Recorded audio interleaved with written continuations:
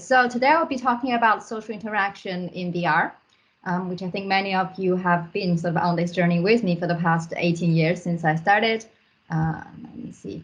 So I'm going to start by giving me kind of my definition of VR. I think most of you have tried VR here, and you must understand what I mean by the magic of it. Like, remember the first time when you put a VR headset on, you're stepped into a cave-like system, the completely overwhelming feeling of, oh, what's going on? This is magic, right? So that's what I'm talking about. But as some of us technologists, we know this is not magic. This is just technology. And through real-time tracking and graphics, basically VR taps into our interface with reality. By replacing the world around us with simulations, it can actually trigger illusions which could challenge and reshape our beliefs of the world we live in. And this could have an implication in our real life as well. So this is kind of my take of VR, heavily influenced by Mel, obviously. So just going back to where I started, and as Mel said, we met back in 2004. That's when I first came to the UK from China, and I saw Mel's lecture, and I did my master's degree with Mel, and this is the scenario we created. You don't have to listen to the sound, actually. I'm just gonna disable the sound, but just pay attention to this guy's body language. So basically the avatar gave him a compliment and he was very pleased. He paid a compliment back. So he's obviously enjoying his time spending with his virtual character, and he's enjoying it so much he actually went all the way back to the back wall of the cave-like system in order to be closer to this very nice, very lovely avatar. But what he didn't know was that we actually programmed the virtual character to maintain a certain interpersonal distance away from him. So the more he pushed back, the more the avatar actually also stepped back. So we also programmed other sort of things to the avatar, for instance, would maintain gaze with the participants so as the other virtual characters are surrounding them. And this really made me feel that not only VR can make you physically really be somewhere else and physically very involved, like we saw on the guy who was playing Beat Saber before, but actually it can sort of overwhelm you with social interaction, make you really feel that you're somewhere else with another person. And this kind of is then, sorry, is the next slide. This is then basically my research goal for the past 18 years, which is to use the magic of VR to improve how we socially connect and communicate with each other. And I must say that actually the previous video I was showing was my master project, then became my the first piece of work I did for my PhD was about using VR for anxiety disorder psychotherapy. And that was kind of, goes with the theme as well. So going back to why am I interested in social interaction and use VR, use the magic of VR to help that? Because I feel, I'm sure all of you agree that the mind is very complex. And during social interaction, it gets even more complicated because we have two minds trying to sort of communicate with each other. And we connect each other by exchanging different social signals through different channels. And this is quite a overwhelming process, and lots of things we do are subconscious, so sometimes it's actually quite mysterious as well. But hopefully all of you have experienced the magical sort of moment where you connect with another person really well, so that when you work together, you feel that you are on the same wavelength, you can achieve a lot more than what you can separately. But this obviously is not always the case. And very often you have, two people with very different perspectives and having to communicate with each other, and that makes things a lot more tricky. So for instance, when a medical doctor tries to communicate with their patients, there's an imbalance between their knowledge and priorities. And that could basically is really a very tricky situation to deal with. It's very testing for your social interaction skills. And that's the first piece of work. So I'm going to show 3 studies today, and this is the first study I'm going to focus on, which is doctor-patient communication training in virtual reality. And I've done I published 2 pieces of work on this. We are working on another one, and today I'm going to focus on the second one on child safeguarding concerns. So child safeguarding, so there are unfortunately cases where children are being abused at home, and sometimes it doesn't have to be very physical, sometimes it could be just verbal abuse, and those situations don't always end up in A&E, because when they go to A&E, sometimes it's already too late. So basically, medical doctors or GPs, general practitioners in the UK, have the responsibility to try to spot if there are, signs for child abuse when they actually see patients, because they, they are the first kind of contact the kind of government have with families. But sometimes they all have the responsibility. They all go through child safeguarding trainings regularly, but still when it goes to real life situations, they might not always be prepared to identify potential problems in the interaction. And we didn't obviously, so just started the journey ourselves. We actually worked with Professor Caroline Furterman, who is a consultant pediatrician, and she's also the co-author of the Child Protection Practice Manual in the UK. And this is one of the animation cues we developed, guided by her.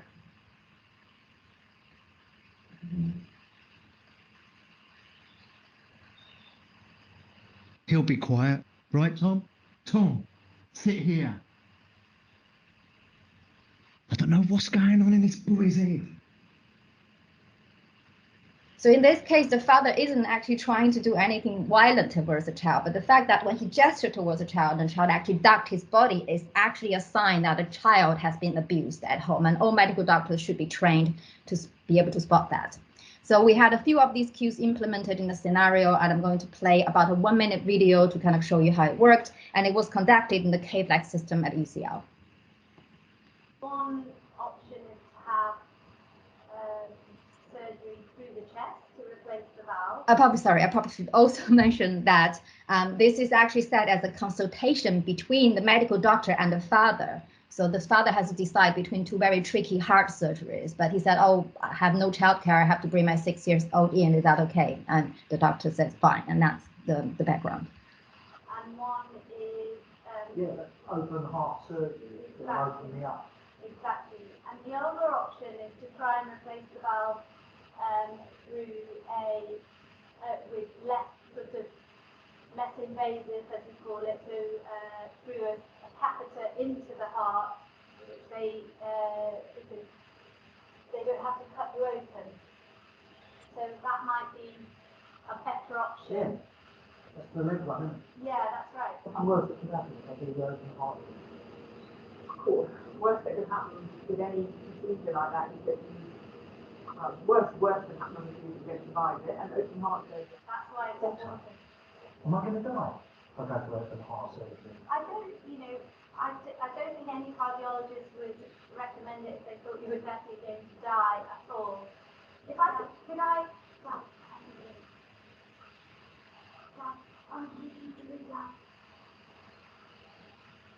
For God's sake, having an important conversation with you.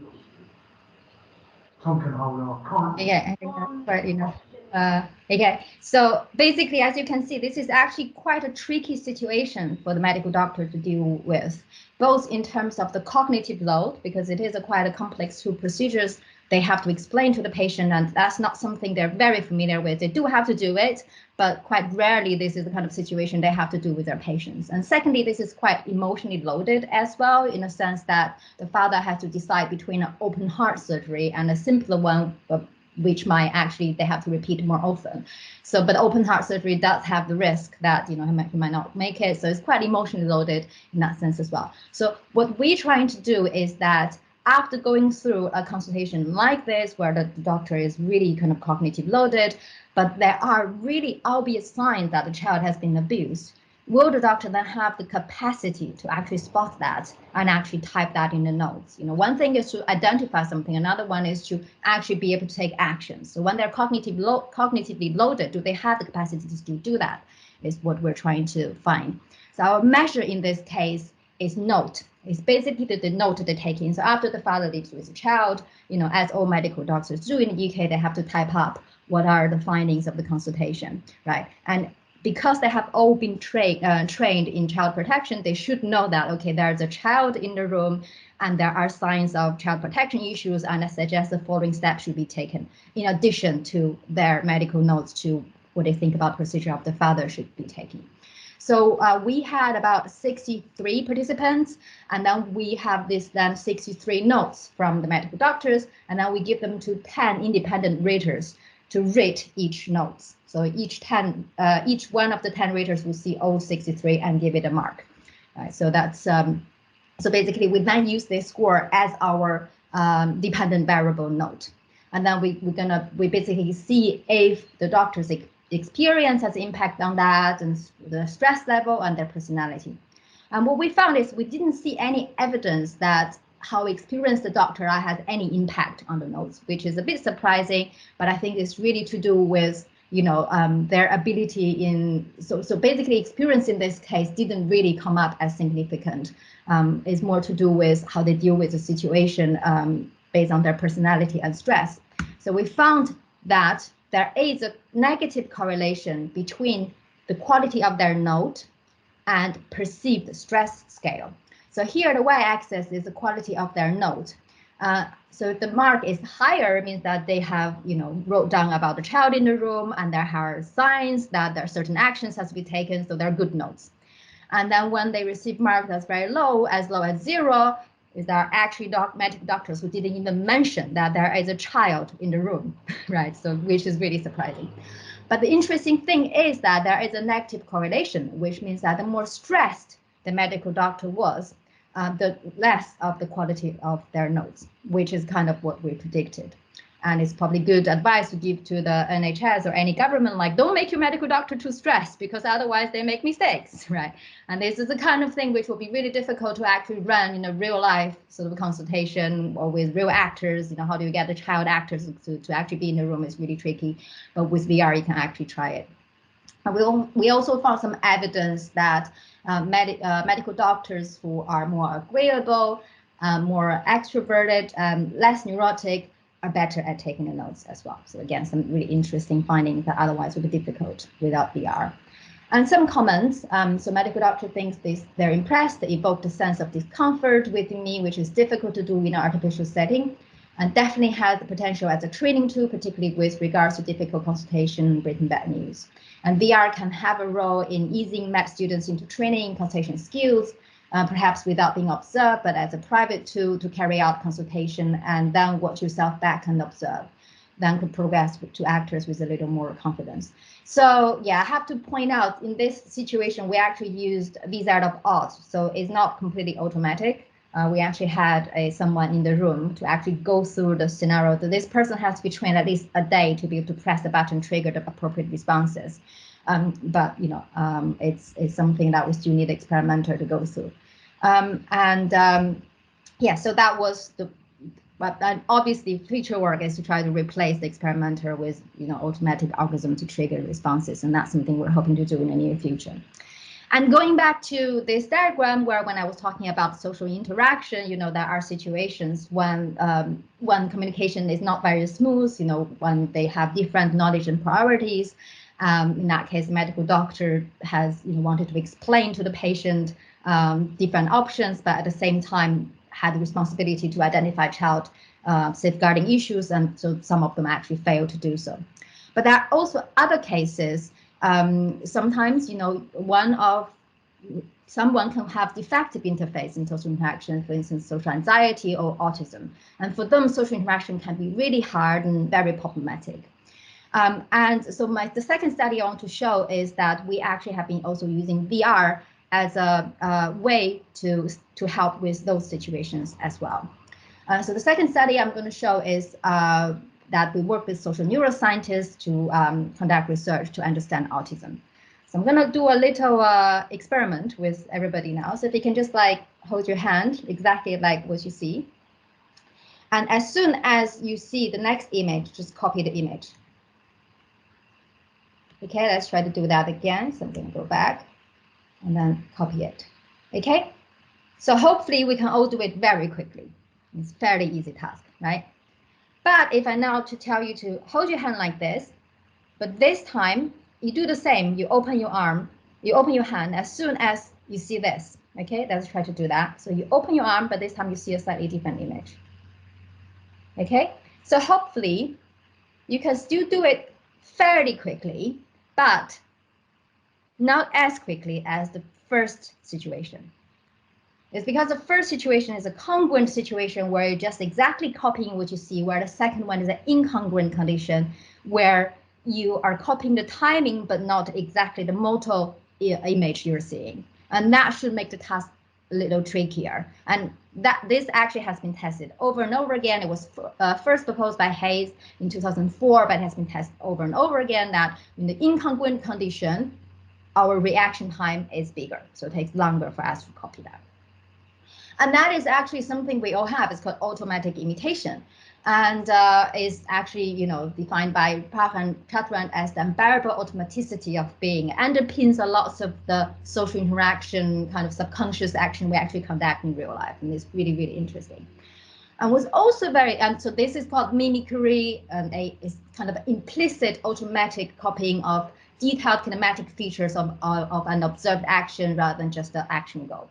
And what's also very interesting is in the brain there are two pathways. So we are inclined to copy something we see. So it goes from what we see directly through the mimicry pathway to our motor output. But we're all have a cognitive brain which does emulation, where we also try to copy the explicit goal of an observed action. So we're not only just copy how someone did it, but what is their goal as well. So there's another pathway. And this is a very interesting framework because it kind of explains how autism could works, right? So the theory is that for people with autism, their sort of emulation pathways could be normal, but their mimicry pathway is slightly weaker than most people. And that could be one of the reasons we can explain why the way they sort of navigate in social interactions is different. They find it more difficult. And in order to actually study that, we used virtual characters. So we recorded a sort of a person, a lab member, to do certain actions. So we tell the lab member to, for instance, they have 4 targets in front of her, and we told her to do A, B, C, or A, B, D. So she has to reach 3 targets out of the 4, and we give her what she needs to do. But actually, we recorded her doing so twice. The first time she did this, A, B, C, and the second time she did this, right? So we can clearly see the trajectory, although her goals are exactly the same, but she's doing it with 2 different kind of trajectories, okay? And then we invited both neurotypical and ASD participants to come here, and we told them to copy the goal of the avatar, to say, if the avatar does ABD, you do ABD as well. And obviously everything's all balanced, and they do it many times as well. So our hypothesis is that the trajectory of the avatar will actually have an influence on how the participants do it. And also for people with ASD, the influence is going to be weaker, okay? And that's exactly what we found in our data. As you can see, for neurotypical participants, the height of the peak height average is a lot higher when they have the avatar doing the high trajectory comparing to the lower one. Okay, that makes sense, hopefully. And this is also true for ASD participants, but as you can see, the difference is a lot smaller for participants with ASD. Okay, so this means that both groups, there's evidence for mimicking, but ASD mimicked less, right? So this kind of supports the framework of the mimicry and the emulation framework I presented. But we had another hypothesis. Since we have VR, we had more things we can play with. So we actually had an engaged avatar and a disengaged avatar. So the hypothesis here is that, if the avatar is actually paying attention to you while you're doing it, you're more socially motivated to copy her. There's more reason for you to copy her implicitly, not like you think I should be copying her, but when someone's paying attention to you, kind of want to perform, there's more reason for you to kind of, to do automatic imitation. And then in another situation, we have the avatar looking away. So the avatar will be like, oh, just do the task, and then you look at somewhere else, or I just do the task, and I'm like looking at you. So our hypothesis here is that with the observed condition, people should copy more, and with the less observed condition, people should copy less. But unfortunately, that's not what we found. We found with neurotypical participants, actually similar to ASD, is that with the engaged avatar, the difference between high and low is actually, there's no difference between engaged and disengaged. So that the if our hypothesis was correct, when they're being observed, engaged, they should copy more. Then this light gray bar should be taller than the dark bar, but that's not the case. So we didn't find what we were set out to look for. And we think there could be two reasons. First of all, we didn't actually run this study in immersive VR. It was more like a kind of extended reality setting, as we can see, right? So if we make it more immersive, that could work. And actually, we did some work afterwards as well, sort of in immersive VR in this setting. And secondly, we think it's also because when in real life, when someone is looking at you, they're actually not just looking at you, they'll be reacting in very subtle ways to what you do. And that's really when you feel that, you know, you're socially engaged with each other. But in this case, we only program the avatar to kind of be looking at a participant, because the participant is wearing a Pahinus tracker on their forehead. So the avatar is programmed to kind of just maintain gaze this way, which could actually be quite creepy, right? So we thought, and this kind of then led to the third study I want to show today, which is responsive virtual agents. So we think, you know, the future goal is also for the medical doctor study is to actually be able to have virtual agents which are autonomous, but at the same time give you this feeling that they're socially engaged with you. So I think that's kind of the meaningful thing to do for our research. We have done some studies. So the first study we did was to, you know, have two participants interacting with each other just live, give them some real tasks they have in front of each other, but they're wearing all sorts of sensors, so we're capturing their sort of social signals, eye gaze, facial expression, body movement, and we did some analysis to understand social signals in real life. But we also done some work in creating AI characters for immersive gaming, and that's what I'm trying to explain the next 10 minutes or so, because it's quite a complicated study. Because it's also, we were really lucky enough to got a funding from Innovate UK, $500,000 funding basically to work with game companies. And we were working, our goal is to create AI-driven characters for immersive gaming. And the game I'm talking about is the Peaky Blinders VR game. And if you have heard about Peaky Blinders, you're probably British, because this is a TV series that only people in the UK, I mean, if you're not British and you heard about Peaky Blinders, then I count you as British. That's just, yeah, the super, super popular TV show in the UK, but nobody else outside have heard. But it's quite a sort of amazing opportunity. We were able to work with top creatives in the UK, and it was really, really interesting journey. So we had two game companies involved with us, Mate Theory and Dream Reality Interactive. Ross Hadding here is a creative director of Mate Theory, and I have seen, before I met him, I have played actually lots of his games, like London Heist and SingStar was another one. I'm sure there are many more. I'm not a gamer, but even I played lots of his games. He has lots of amazing ideas. He's not really great at expressing himself, but he just has amazing ideas. And when he looks at something, he knows what he wants to do. So it's really, really interesting guy to work with. So when we started this, our proposal was that we want to look at how to make non-player character or NPCs in immersive gaming a bit more engaging, right? Because, you know, at the moment, most applications in gaming, when you have an interaction with the NPC, you either have a fight with them or shoot them, kill them, right? Or sometimes you do have a conversation with the NPC, but most of the time, the NPC says something and then you're given some options like, oh, do you want to choose A or B or C as your answer, right? And for me, that kind of really breaks the illusion of VR and engagement. So what we want to do here is we want to have the participant to have a meaningful and engaging social interaction with the NPCs rather than just killing them or choosing from some options to have a conversation. And because, you know, especially for the Peaky Blinders team, they feel that, you know, one of the characters of that TV series is to have really rich characters. And it'll be amazing if players of that game can feel that they have some kind of interaction, meaningful interaction with the virtual characters. So that's what we're trying to do. And, you know, obviously the first thing we suggested, hey, can we use some simple sort of language, natural language processing tools to say, maybe we design a script and this player have to say yes or no, giving simple answers. But then the game developers are like, nope, players don't really talk to NPCs, and that's just the rule we have to play by. And because it's a game, they have to ship commercially in a year time, so we can't really play with that. So okay, that's fine. So instead, we have to basically stick to body language. So basically, we want to use implicit interaction, and we want the players to have a virtual character in front of them where they can't talk, but the virtual character will be saying something to them, but then they can actually use their body language to indicate that they're socially engaged, they're listening. And if they can indicate that to a certain standard, then they can gain trust from the virtual character, which unlocks the next mission.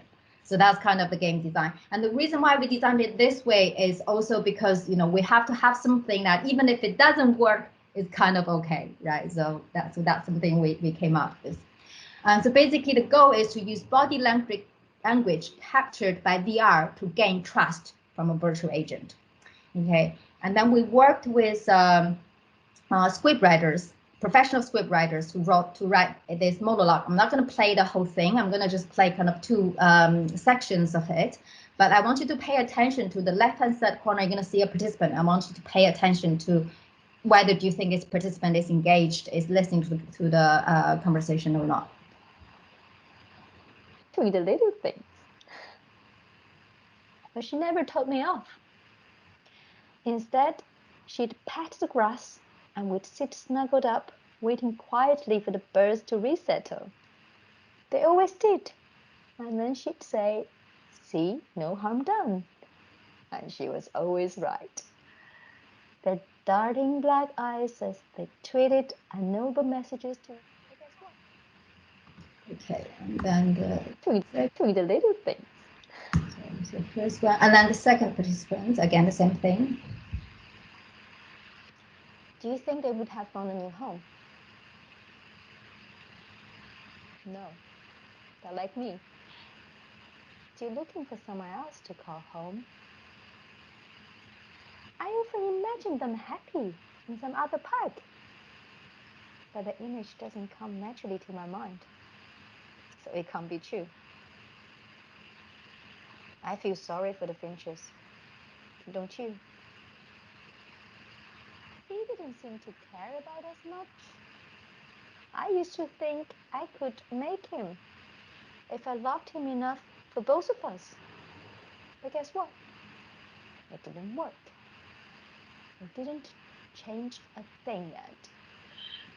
And when she died, he still didn't seem to care then. Okay, so which one of the two participants did you think were more engaged in the social interaction? The first one or the second one?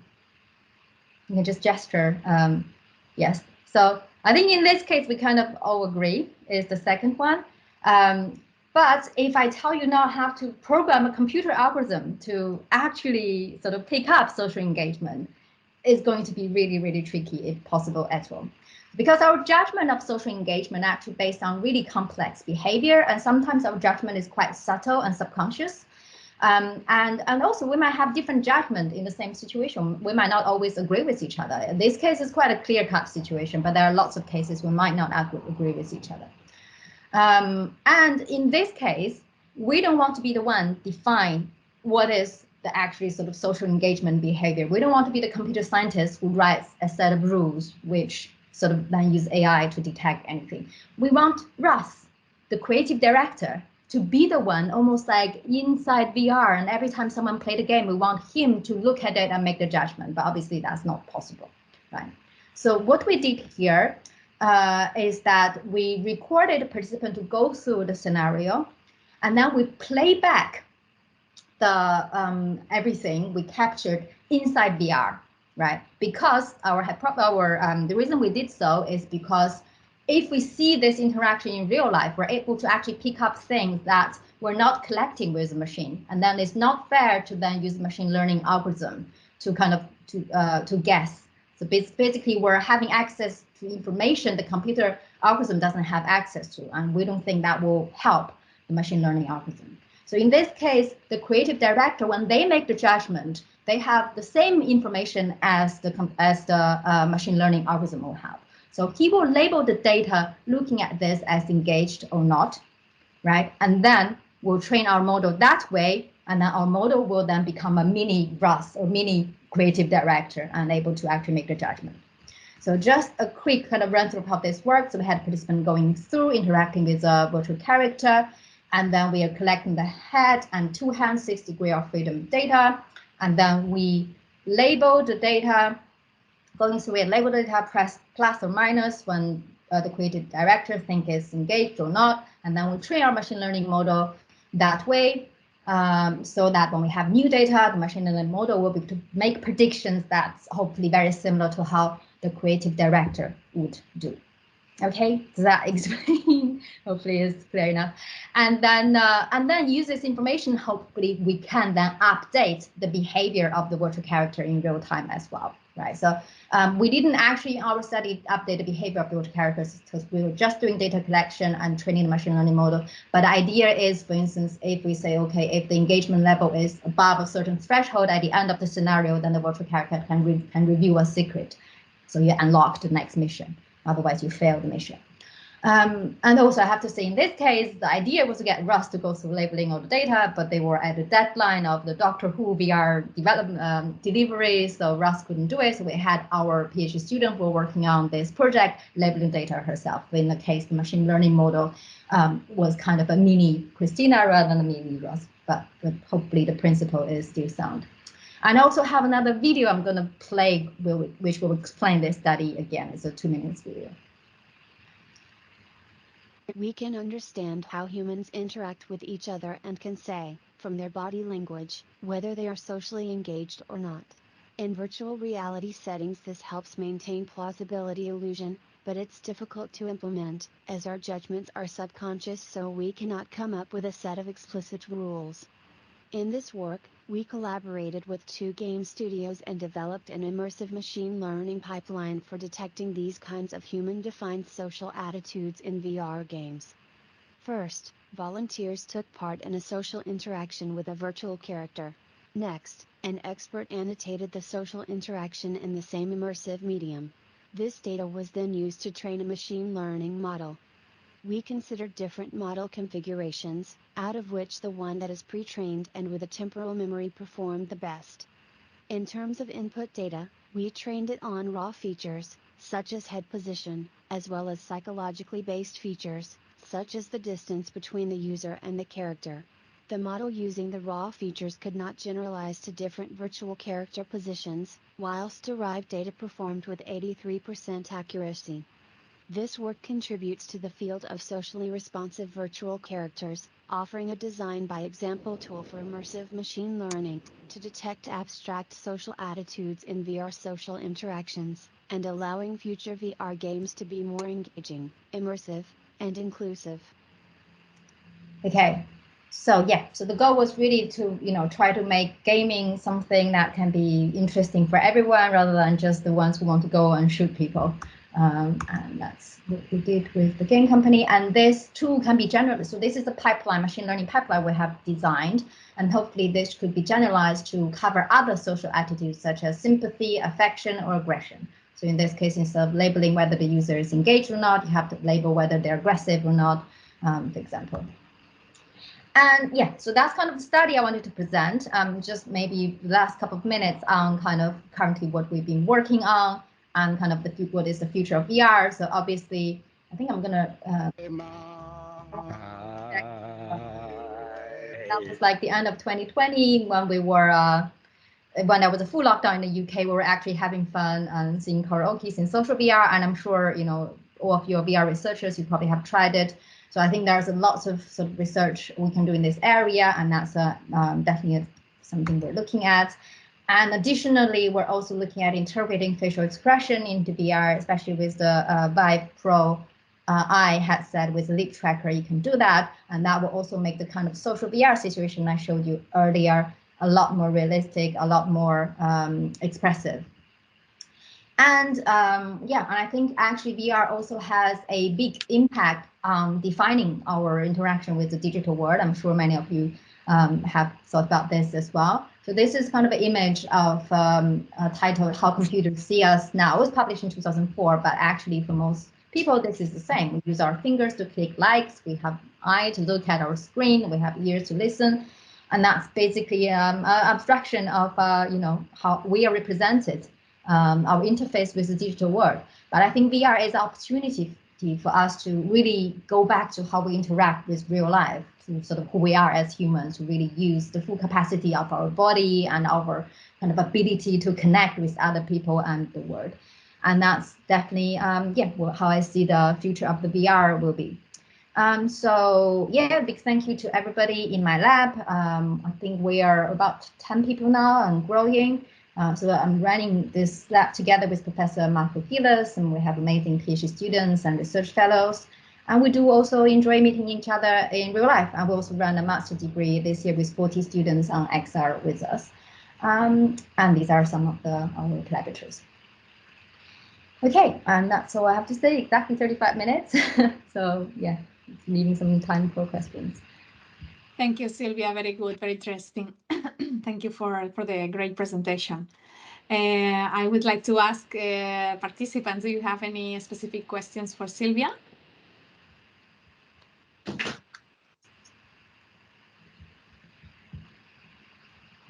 No?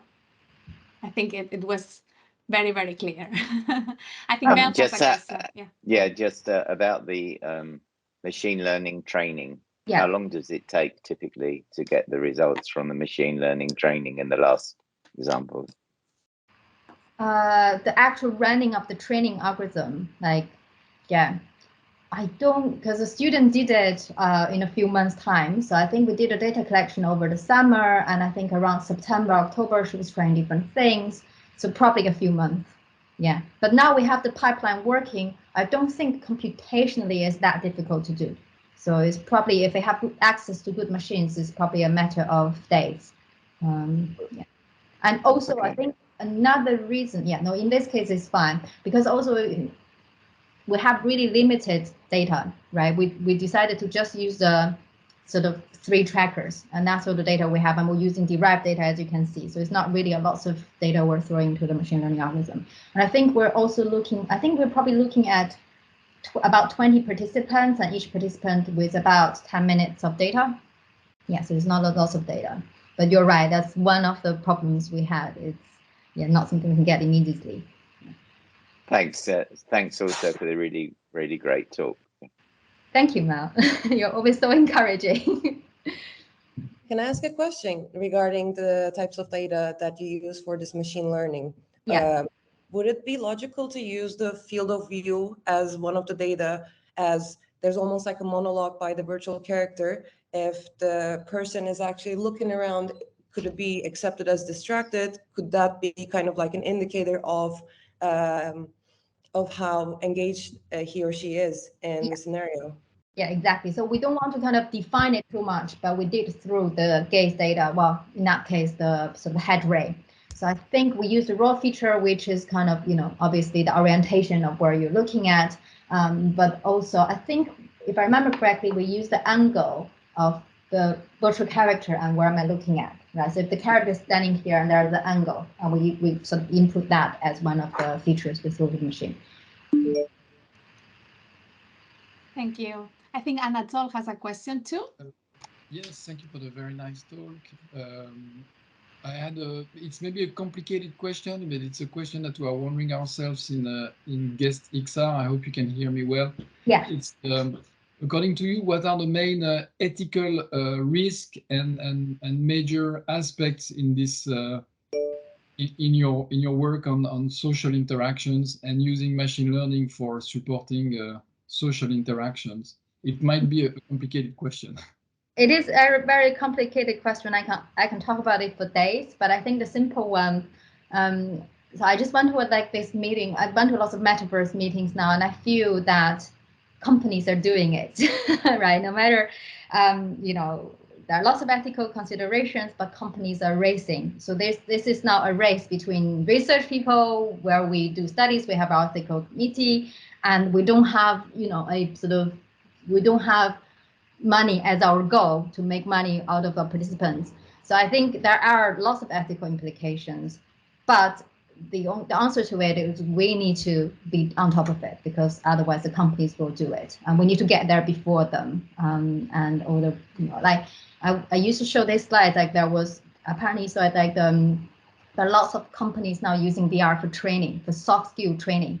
I stopped using this word. This was almost like my research area, but I stopped using it because it's so overly used by companies. And one of them, they have to fire this like older men over and over again as an HR training. I was just like, this can't be right, and the company is really proud and showing it, right? So yeah, I don't have an answer, but if you are concerned about ethics and VR and social interaction, please be proactive.